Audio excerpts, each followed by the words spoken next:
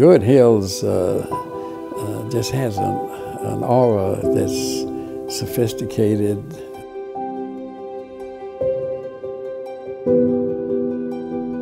It's been a wonderful place to live. Olmsted was a genius. I really hope we can maintain the sense of place we've got here. I mean, this is special. It's a real sense of community.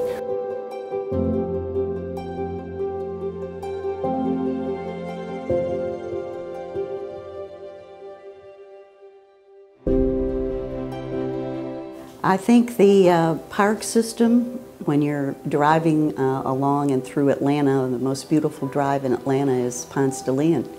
And of course, it's one of the main thoroughfares, so it brings you right into the Druid Hills community. The neighborhood was built in the 20s. At the same time, Emory was just getting started. It started in 1916. The houses in the neighborhood were all built pre-Depression. I've just never been in another place that I have felt so at home. Congenial people, but not all alike. Not houses that all looked alike. But a respect for diversity, I think, is one of the things I most appreciated. The architecture, the great mansions, the historic mansions, the homes that are built by well-known architects, the bungalows, the eclectic mix of people living here, and then the people, the spirit here of the people. You know, these people here are classy, but they are unassuming, and that's so beautiful to me. Just the general atmosphere, the trees, the eclectic mix of homes, but it was just the feel that, you know, I got driving through that with the sidewalks, and it just felt like home. It's been a wonderful place to live. And I think one thing that's charming about Druid Hills, besides the beautiful linear parks, as outlined by Olmsted, Frederick Law Olmsted, the Twittons are maids' walks. He had such a complete concept, you know, where things were placed. I guess his sons, you know, did a lot of civil engineering type work to make it look natural.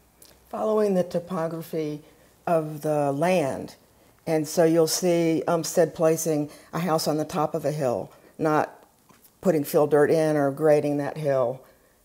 Just what you see here is the way the land really looked. You don't see it all flattened out.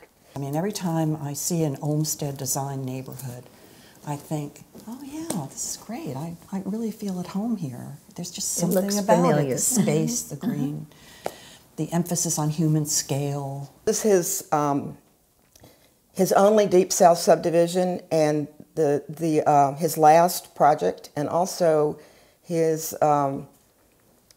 it was the thing that he had come down from Asheville when he was doing George Washington Vanderbilt's house at Biltmore. He came down on the train, hired by Joel Hurt to design this whole subdivision. And it was towards the end of his life, and he died before the project could be completed, so his sons came in and finished it according to his plans. Some of the Olmsted aficionados say this was his best neighborhood. He was a parks guy, and did the grounds for the Vanderbilt house. Central Park. Stanford University. Emerald Necklace. Chicago, World's Fair. He was a busy guy. And there he is, 70 years old, chugging around in these smoky trains, going from Chicago to Atlanta. Well, one of the things that happened out here in our park is that Joel Hurt, who developed Inman Park, had bought this, and he called it the Kirkwood Land Company. I guess the subdivision was going to be called Kirkwood, I don't know, but Joel was a brilliant guy, but he wasn't a very good money manager, so he had to sell to Asa Candler of Coca-Cola and Preston Arkwright and the Adair brothers. And their idea was to just do away with the park, because that's land that could have been built on, and houses and so forth. And so someone, I guess it was Joel Hurt or maybe Olmsted himself, convinced the new owners of the property leave the park out there because that'll be the draw, and everybody will want to live around it. Here they are involved in the building of Druid Hills, but they also own trolleys. And so our parks had trolleys that went along beside them. So you could live here and pay your trolley fare, go downtown, and then pay again to come back. And they were making money hand over fist in all ways possible. And we actually have one piece left of the trolley that's in Deep Dean. Yeah, it crisscrossed right into the park, though, and down. I came to Druid Hills from Western New York with my family in 1976. And my husband's work brought him here, and we immediately discovered the Druid Hills neighborhood, and we've been in our same home ever since. I originally came from Western New York, particularly the Buffalo area, and the Buffalo area has a very extensive Frederick Law Olmsted Park system. And when we came to Atlanta to look for a home, we were immediately drawn towards Druid Hills, and then we discovered that this too was an area that was designed by Frederick Law Olmsted, and so we were drawn to it initially without knowing, but sort of subliminally it called to us. You know, in this city of Atlanta, you can live in a really green, wonderful neighborhood, 15 or 20 minutes from downtown. I remember going to a house on Lowerwater once when I was a child, which my parents were looking at when they were looking for a home in Druid Hills. And I remember it had lights that came on in the closets when you opened the doors automatically, and I was so impressed with that.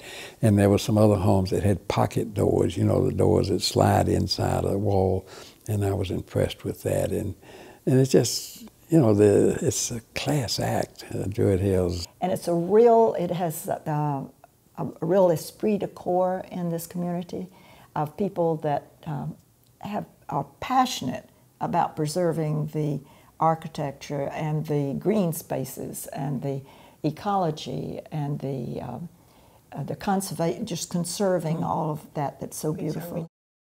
I play golf quite a bit, and with a lot of the other clubs around, and I just enjoy they're just such real people. They're not trying to outdo anybody else. They're just real, genuine people, and they just sort of gravitated to this area. I've been here since 1934, when my father came as pastor of First Methodist Church downtown. And I've already been told I must share with all of you that we lived on Oakdale Road and we had a cow. And my brothers who were attending Emory had to get over whatever they were doing and get home and milk the cow. I never learned to milk. Wasn't that smart of me? When I was growing up, Emory Village was where you went to shop. And there were supermarkets there, the Kroger at Emory. I think most of the important news I've ever received in my life happened at the Kroger at Emory. Oh, yes. It was just where the neighbors met and everybody would tell each other their news. But when I was growing up, there was a hardware store, a shoe repair shop, a florist, several cleaners, laundry and cleaners, some restaurants, theater. The movie theater that later burned down. There was a bowling alley back of the strip, and Horton's. Horton's was a what was it, a dry five and dime or but they dry had great good pie. They did, and they had a lunch counter in there and a jukebox, and the jukebox was a scandal, because people might dance in Horton's. I remember walking down to Ed Green's and having breakfast, a big country southern breakfast for $1.25 in the village. I remember taking the children and going into Horton's general store, where you could find anything you wanted to get in Horton's. If you wanted to have a Christmas party in July, they had it all for you. So that was really a fun experience. And the old-fashioned ice cream counter, where you sat at the counter and got your milkshakes and that type thing. Yeah, we used to go, there was a drugstore there, and there was the guy that made milkshakes and sodas was named Shorty. I remember that, that part. Did you go to the Emory Theater? Oh yeah, yeah. That was a Friday night thing, and Us young teenagers would be in there, and there'd be, the girls went by themselves and the guys went by themselves, and we'd try to sit behind the girls, and I don't know. I heard of talk of them going in, some of them going to make out in the sand pits there in the Druid Hills Golf Course. The Druid Hills Golf Club had slot machines at one point, and it helped pay the high cost of the membership dues. And I mean, this was gambling, and they also had liquor during Prohibition. Mm-hmm. But at any rate, the sheriff of DeKalb County was friendly with the manager of the golf club, and so when the club was going to get busted for whatever reason, usually gambling, they would get the employees of the club to pick up the slot machines and take them out and hide them in the sand traps and put a tarp over them. We moved here in 1976. We both got jobs, and that's why we moved to Atlanta. The reason we ended up on Springdale is that we were from the country. We were very much frightened of the Atlanta freeways. So we got a house close to our hospitals, so we didn't have to get on the freeways. Our house had been on the market and then not sold, so they took it off. But Frank found it in an old realtor book, and he went up and knocked on the door and asked them if they would sell it, so they did. It was by far the homeliest street on the block, but it was close to the hospitals. So we've been working on it ever for the last 41 years. We didn't know any better. My uncle sent his 5 trucks with 10 men over from Mississippi, landscaped that front yard before we'd been there 2 months. And I like to think that helped Druid Hills turn around. Well, people still talk about your yard, and they call your house the Tulip House because of all those tulips. Grandma had a house over near Tech, and you know, somebody comes to the door, knocks on the door, says, "We want to buy your house," and it happened to be old man Woodruff. And so he just kind of bought it out from under her, and she and her sister owned the 2 houses side by side on 10th Street. And so she had to be out by a certain date, and they kept saying, you know, "Where are you going to move to?" And she bought a house down Springdale, and the family went crazy and said, "No, you know, it's too big." She was a widow, and she was like 70 years old, and they said, "No, you just cannot do that." Several decades later, we were moving to Atlanta with my family, and my grandmother had passed away, and the rest of the family wanted to sell, and I said, "Oh, y'all, just let us live here a little bit," you know. So I moved my family of 3 small children and my husband, and we lived upstairs and sort of made a go of it until they could, you know, decide that what they really wanted to do with the house. So we lived there 20 years. You know, everybody felt like it was part of that our was house. Grandma and Aunt Frances, you know, just Aunt Frances always said, "Well, it just expands and comes in with however many are here." You moved back in the 70s, but you had visited before that. Do you remember the trolley on Ponce or any form of trolley? Well, no. I remember when Ponce de Leon was a 3-lane road. And it was, you know, of course, back then it was, and then they still had the trolley tracks, you know, over in the park. But I mean, they were not used then. No, okay. You know, it was always the bus system. But if you were, then they made it a 4-lane road, but they didn't make the road any bigger. Right. And if you were on the outside lanes, you know, your car was at an angle, and you could see the buses in front of you on an angle, and it got very scary.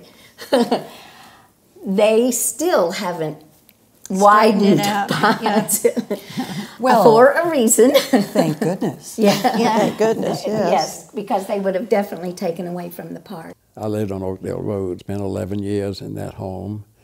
During that period, I had neighbors like Bert Parks, about 5 doors from me, that was famous for singing Miss America. His real name was Bert Jacobson. And Herman Talmadge, later U.S. Senator, former governor, lived in that block. My father, who had been an attorney, had obtained a billy goat as a fee one time. And it was kept in the backyard, which I don't know if it was legal at the time, but we had chickens and we had ducks and we had dogs and we had cats. And Coca-Cola Company used to have a yellow box, like with 4 legs and 2 standards with a red Coca-Cola sign above it, that they would make available to children to have a business and learn entrepreneurship. And the Coca-Cola Company would come by and bring cases of Coke in wooden cases, 24 bottles to the case at 3 cents a bottle, that I would then sell for 5 cents a bottle. And I did very well at it. And finally bought another Coca-Cola stand and nailed them together. I had a double wide. 1953, Fernbank was kind of, right, the back of Fernbank was right up the street there. And that was a fun discovery for us kids that were, 12, 13, 14, because we had bikes. Fernbank was always open, no fence, at least for the back of it, part of it.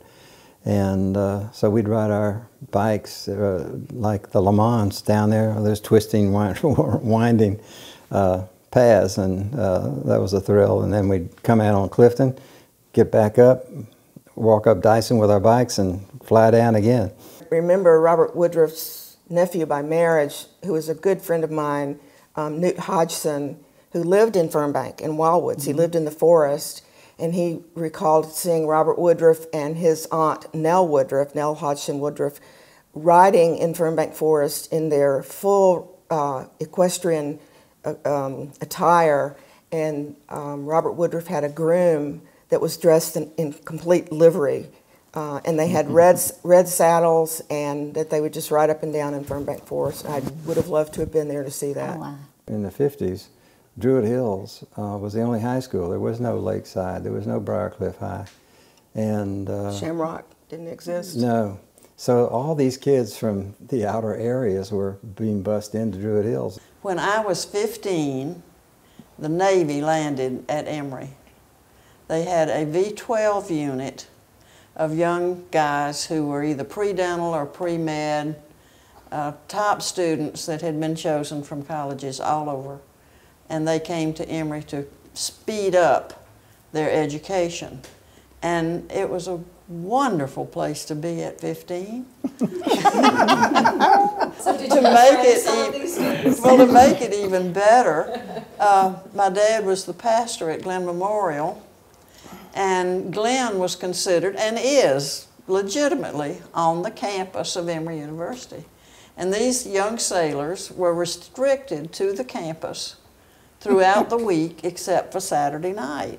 So on Sundays, the only way they had anything much to do was to come on over to the church, and we had, we didn't call it square dancing, that was back in the 40s, but we had folk games, and that fellowship hall would be packed, just packed, and it was just such a unique experience. There may have been some over at Tech, but we couldn't get that far away. We had gas rationing.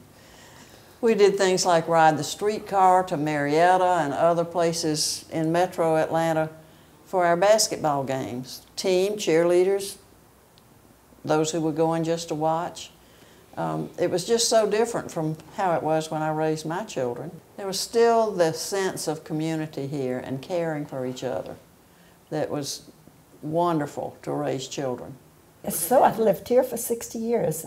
My husband and I, after we married, had 3 children here, raised our family here, and have just loved it.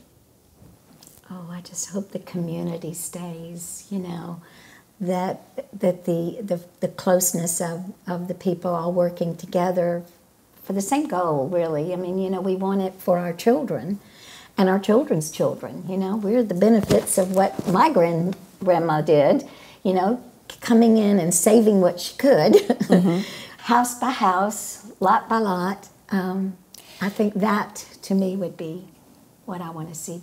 I always thought Druid Hills was just perfect, a wonderful place. I mean, it had sidewalks and trees and green, and I mean, sure, Ponce de Leon had a busy roadway. Of course. Yes. We had wonderful neighbors. We had so much fun. I have a favorite memory. This was my first Christmas here in Druid Hills, and I think we moved in maybe in late summer. And I hadn't met many people yet, but again, I knew that, you know, I just had this feeling this was the type of neighborhood that I would fit in. And I was getting ready for an outing and dressing upstairs in the bedroom, and all of a sudden, this flow of beautiful Christmas music was coming from somewhere. And I looked out my front window, and there was a group of the most traditional Christmas carolers you'd ever seen. I mean, you know, they had the scarves and the hats, and the thing that just pulled me in was they carried these 3 lanterns on poles with the, you know, the glass lanterns, and they were flickering. They weren't, you know, they were the real thing. And I looked out my window, and that chills still run. It still gives me chills when I think about these people are out here really Christmas caroling like people used to do. One year someone said, you know, are you going to be in the band? And I don't have anybody musical in my family. So we made a kazoo band, and we followed the little, you know, band down around. It was cute. Beth's famous for her kazoo band. It was Juanita Edwards who started that little 4th of July parade for her neighbors on Lullwater, but it spread. It spread and grew. It became more and more important to me, especially when I saw that lesser Druid Hills marching band. Well, they had one last summer. I mean, you know, they're still going on. They're still going on. At the end, with the watermelons there at the corner of the byway and Oakdale. So what started on one block, you know, sort of spread. Some of our favorite times would be when it would snow. So much fun. Yes. Of course, I still had to go to the hospital and take care of the babies, but as soon as I got home, I was making chili and calling everybody. And people would walk over to the house. And building the snow families. I mean, we would build, everybody would build their own snowman across Ponce. And we had that hot tub. Yes. And do you remember one time our children, it was late afternoon, but there was snow. And they would get in the hot tub, then they would run all the way in their bathing suits, all the way to Ponce, and steam was coming off. You know, years later, of course, I found out that the King family that lived on Ponce at the corner of Oakdale, she was a big garden clubber. I think they had 4 children.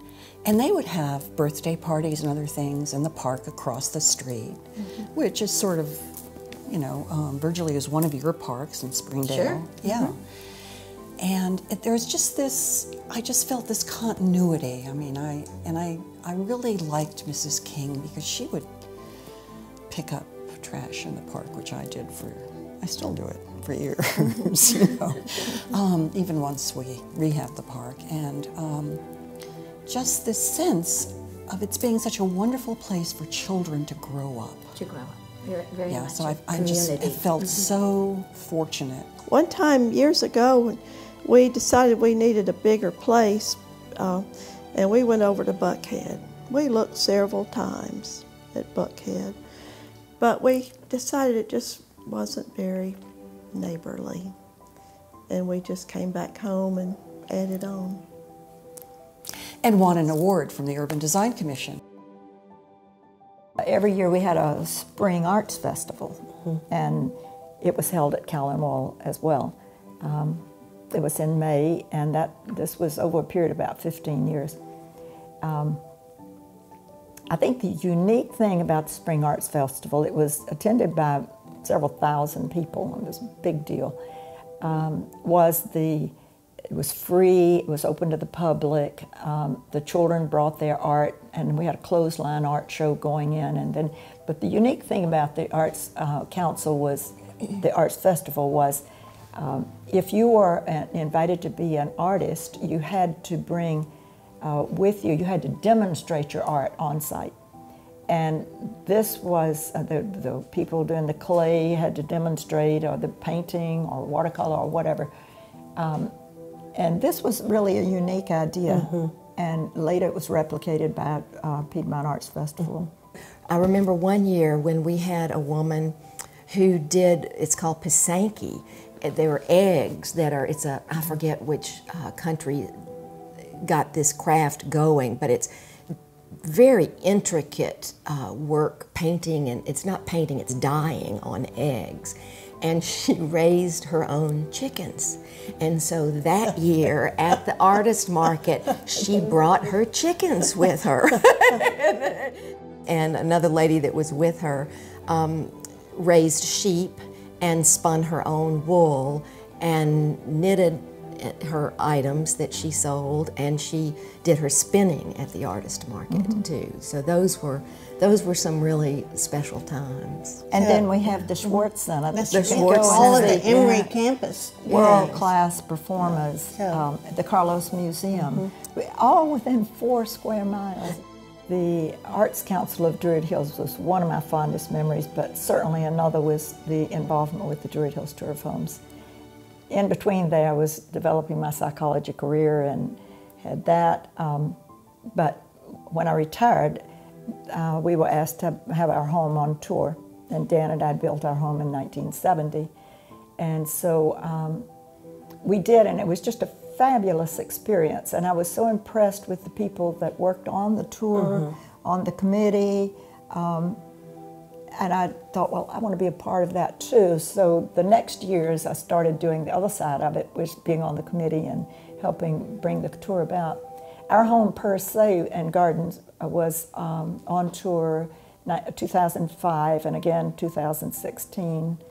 And then our property will be on tour this year, this coming year, 2018.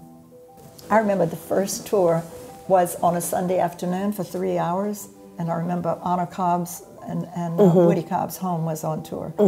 But 3 hours, one Sunday afternoon, it's grown, it's exploded since then. We have a lot of different styles of homes, and some from cottages to mansions that are just decorated to the nines, you know, where in some that you might, you know, say you're not sure that you could sit on a chair or breathe in. My husband Gary and I moved to Atlanta in 1970 as young people coming to start new careers. Gary had an office at the William Oliver Building right in downtown Atlanta and a second office in the Masonic Temple Building on the square in Decatur. So this was halfway in between. And so the Dorchester apartments were brand new here on Ponce de Leon Avenue, and we rented one of those until we bought our home. We love the neighborhood, just like the other people have said, and we bought our home on South Ponce de Leon in 1973, and we've been there ever since. My late husband was a city planner. In the late 50s, he was at Georgia Tech working on his master's in city planning, and we had friends who lived in Druid Hills and discovered Druid Hills then. And after being elsewhere for several years, we came back. Trees, houses, the Olmsted connection were all important. The house, which was called Rainbow Terrace, was designed by Lloyd Preacher, who's one of our Druid Hills architects. And the couple that he designed it for were Lucy Candler Hines and her husband, Mr. Hines, and it was a fabulous house when it was new. And Lucy Candler was the only daughter of Asa Candler who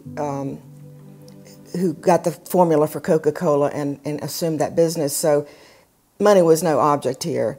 And one of Lloyd Preacher's trademarks, which is in the house he built for himself over on South Ponce, was that a dollhouse was in the backyard, a child's playhouse or dollhouse, and that was demolished when they built the Lowater estate, but the one on the Lloyd Preacher property on South Ponce is still there. So we were very grateful when developers bought it, restored the mansion, and built the townhomes around it. But it has quite a history behind it. I think the influence of the Candler family and the Coca-Cola brought much input of financial help to Emory. I think the Candlers did so much good for the Druid Hills area as well as the South. They just were somebody else you knew, and You went to parties at Callenwold, and the Candlers were omnipresent. There's no doubt about that. They were just part of the community. We live in a very historic house, like many people in Druid Hills do. It was built by Charles Howard Candler, who built Callenwold. And he built our house for his eldest son as a wedding present. It's an English Tudor. And it's the last house on the little street with about 5 houses on it. And one of his brothers, was it Asa? Who had the zoo? The zoo. Buddy Candler. Brother Buddy had the zoo, which became the Georgia Mental Health facility. So many times animals would escape from the zoo, and they'd plunder through the neighborhoods, and people would find orangutans on their windshields and things like that. Well, apparently one time, one of the elephants died, and there was no place to dispose of the elephant. And I'm sorry, I don't know the name of the elephant. Coca and Cola. Of course, Coca and Cola. How fabulous. Wonderful. Well, one of them, either Coca or Cola, is buried on our property. It's true. It's true. There was no other place they could find, and we have 3 acres, and there's a big flat area down by the creek. One of them's there. Well, Neil Reed designed his own house, yes, which is still on Fairview, a beautiful house. And Robert Woodruff had a house on, was it Springdale? Springdale, yes. Yep. We bought the property in 52, 53, and then we dedicated in 57. So from then on, it's been a church. So we've tried to transform it into a Byzantine house of worship, but still respect the historicity of the building itself. I knew that it was the Candler residence, and Asa Candler being a former mayor of Atlanta, and the person who bought the formula for Coca-Cola. So there's a lot of history to the place. The layout of the building was European in architecture. Asa and his first wife used to go on many, many trips. And they went to Pompeii in Italy, and she fell in love with a villa in Pompeii. So when they came back, they tried to replicate what she remembered. The houses are built in such a way that the gathering place was like an atrium for the family, and all of the bedrooms and everything else circled the main part of the house. When you first walk into the edifice, on the right-hand side was the library and the study of Asa Candler, where he would entertain guests. And all of the items in there are probably original to the building. So this was where I was assigned. And I think the beauty of the tree-lined streets in Druid Hills and the park system, the historical building of the Candler Mansion, now our church, is probably a reason why I really appreciate the area. When we bought our home, lots of people were leaving the neighborhood. There was concern about a large expressway coming through and all of those things. And our home had been slated for demolition and condominium building. When I moved to Clifton Road in 1970, the park was so decrepit. It was filled with glass and trash, and the grass was probably, I don't know, 1 to 2 feet high. And I knew that Deep Dean Park, which is the 22-acre woodland, I knew that it was down there, but none of us ever went into it because it was such a wreck. The reason for that is that there were, the Georgia Department of Transportation was planning to build a highway through here, and it had been on the planning book since 1946. And it would have gone right where my old house was and right through my current house. So I've been the lucky person who owned 2 houses in the pathway of the road. So there was no need to restore these parks because they were going to be bulldozed. When we first crossed Briarcliff Moorland into Druid Hills, we were looking for a place to settle in '75, and all of a sudden something changed. You know, we'd been coming from Midtown, we crossed Briarcliff Moorland. I mean, those parks was just grassland, right? And of course trees, but it was just grassland. Old-fashioned swing sets. Yes. But it was just grass. But something had opened up, and there was just this feeling. And all I could think about was, since we'd been in the army in Germany for 3 years, and we'd gone to see Budapest before the wall came down, all I could think of was, just like Budapest, this looked like a once beautiful woman who had fallen on hard times. Well, we will probably talk about several stories about the Great Road Fight, but Gail King and I, the two Gales, decided one day that we needed to get some maps from the Department of Transportation, and this was during the middle of the Great Road Fight. And so we went down to the DOT and we asked for these maps, and they said, well, no, there was no maps available. And we knew this couldn't possibly be true, that a project of this size had to have maps. And so we said, well, we'll just sit here and wait, and then I'm sure that you'll be able to find the maps. And my friend Sally Harbaugh discovered that Frederick Law Olmsted Sr., who's the father of landscape architecture in the whole nation, had designed this string of 6 parks, hired by Joel Hurt and later by Asa Candler, and that he also designed the neighborhood, even so much as putting the houses on the topographic map where they would sit.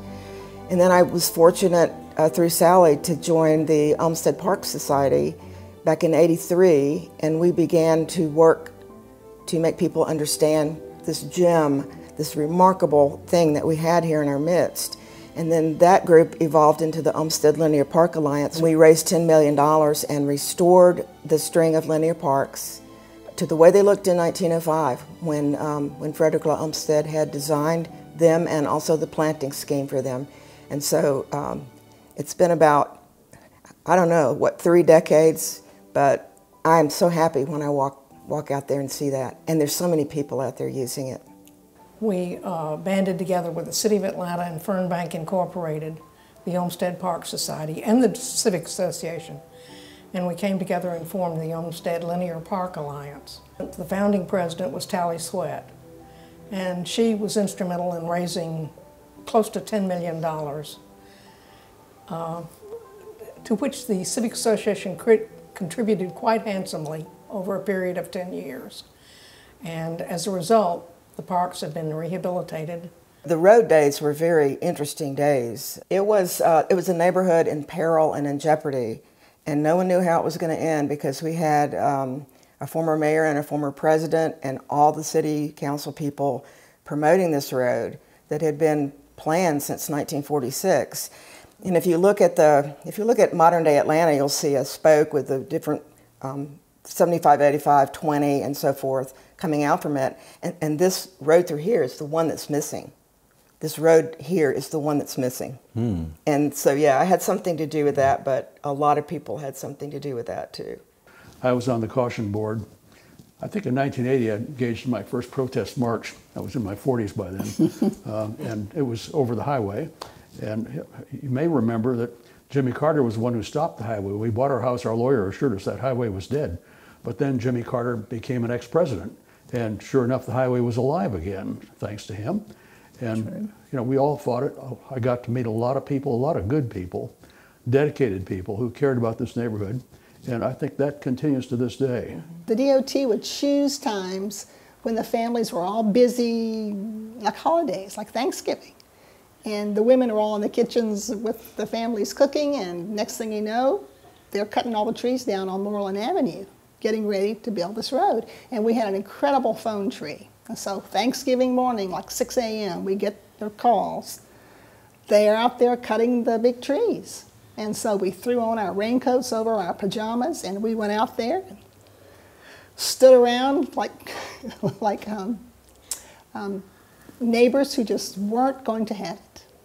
I was a on the park when we climbed trees. I did make that one. I thought that was a fabulous day.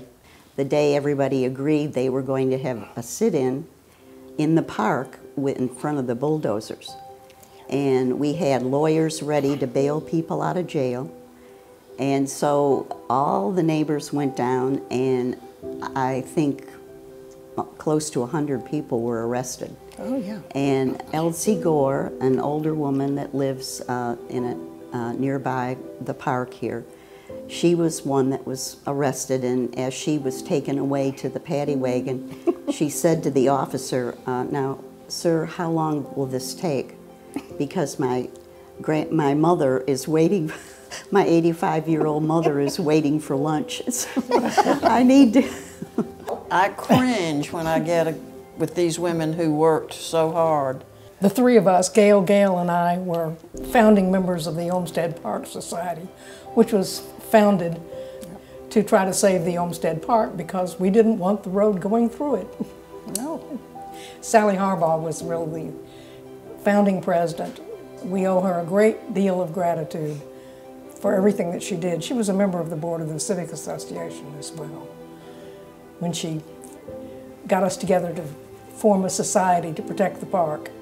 The parks and the National Register listing, that's the foundation for what we have that helps protect these wonderful areas and green spaces and the architecture of the area, all the special things. Many of us have been on panels and interviewed on this issue, and the final question they always ask us is, do you think this could have been done today in work to save a community like we did? And I'm not really sure, because we had a cohesion of communities. 8 neighborhoods across the east side of this city joined together, and no one varied. We all stuck together. We had one message, and it was, I think, what kept us going for 10 years. One of the things that's most interesting about this whole battle, and it was a battle, was we did it all without cell phones, the internet. We walked a lot of miles with flyers in our hands, stuffing mailboxes, and calling people on phone trees. Oh, phone tree. And it was an enormously satisfying outcome. We were able to, through legal maneuvers and protests, to finally enter mediation. And it was through the mediation process that we came to a compromise, so that the Presidential Library is here today, and all of the neighborhoods have been spared being severed by an expressway. An enormous amount of work, and all these wonderful events and things have gone on, but there's been a tremendous amount of work from a lot of unsung heroes and heroines to have the processes in place to make sure this is protected.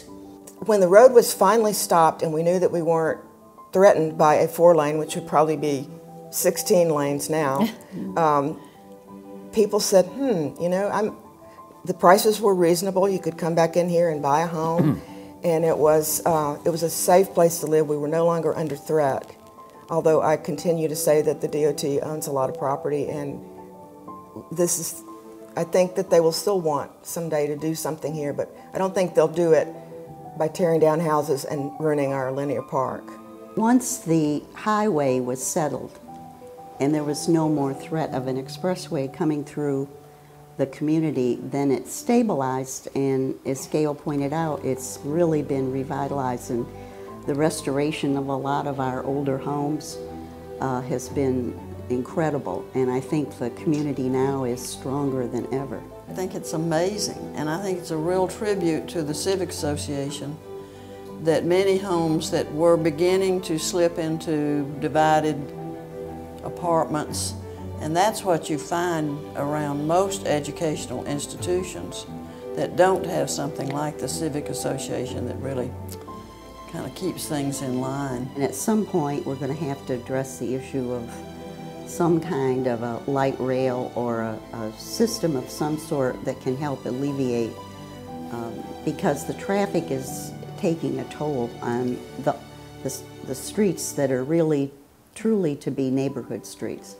And the overflow from the traffic is beginning to, I think, stress our communities. I would hate to have to compete with the president of the Druid Hills Civic Association, you know, when you think about it, because y'all have done such a good job of protecting what you have. I mean, they're just such beautiful streets, and you know, when I think of Oakdale, but Lowater and Clifton, I just go down the streets of Ponce de Leon to North Decatur, everywhere in Druid Hills, even the old byway, which was really an alley. I just think you've got something that's handsome, and I can congratulate you, compliment you on its preservation that has taken place. It takes numbers, it takes a loyalty, and an appreciation for the quality of life that you enjoy. Well, I think the energy of the Civic Association is really something that is remarkable and unusual. You know, Virginia Highland had a very strong civic association when we lived there, but the enthusiasm that I see in the Druid Hills Civic Association is just really unique, because it's not a small neighborhood. It's absolutely essential, and I will say that the Civic Association has been wonderful over the years I've lived here in fighting inappropriate development in the neighborhood. 20 years from now, I hope people who have seen Druid Hills earlier are able to come back and have that same feeling I did crossing Briarcliff Moorland. Oh, it really looks like a special place, yeah. And some people would say, oh, just the same. You know, I really hope we can maintain the sense of place we've got here. I mean, this is special. We're enjoying working with our new neighbors. We feel an obligation to do for them what was done for us, and to help people understand the labors of all the people coming before them. Most of us have extremely large lots, and that is, I think, is the threat, is to continue to be able to maintain the original design that we know as Druid Hills, and not allow the densification of the community. And if we think about it in a positive way of what it offers, it's green space. And by default, by having the houses back from the street, you create green space, and that's for everyone to enjoy. So I think we just have to be strong in the Civic Association, working with the community to keep our commitment to the original design of what the Olmsted architects wanted this community to be.